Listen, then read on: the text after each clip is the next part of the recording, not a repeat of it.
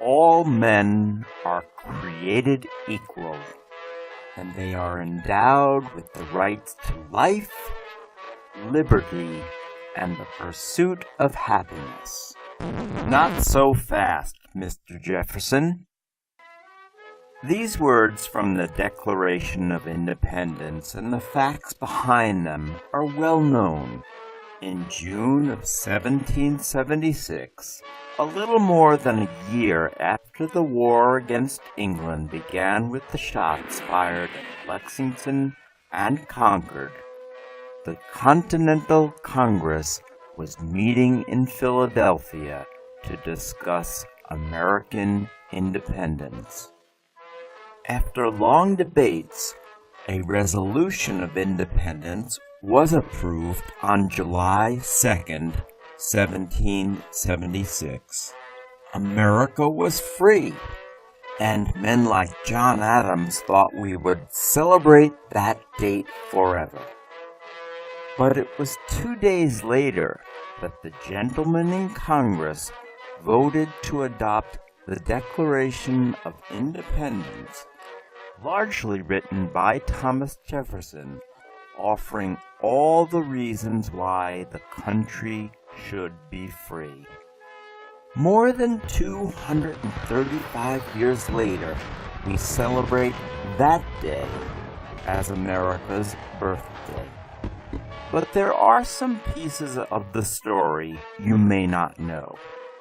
First of all, Thomas Jefferson gets the credit for writing the Declaration, but 5 men had been given the job to come up with a document explaining why America should be independent. Robert Livingston, Roger Sherman, Benjamin Franklin, and John Adams were all named first.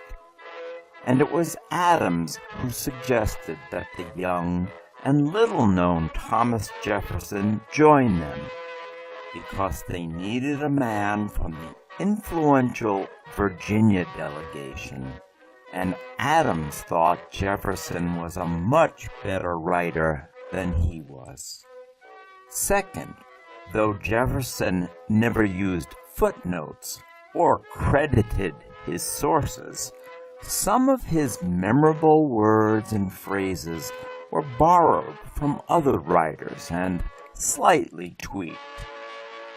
Then Franklin and Adams offered a few suggestions, but the most important change came after the Declaration was turned over to the full Congress.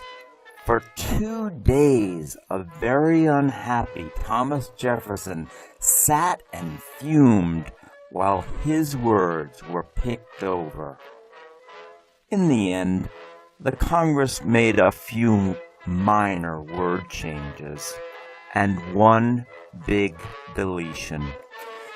In the long list of charges that Jefferson made against the King of England, the author of the Declaration had included the idea that George III was responsible for the slave trade and was preventing America from ending slavery.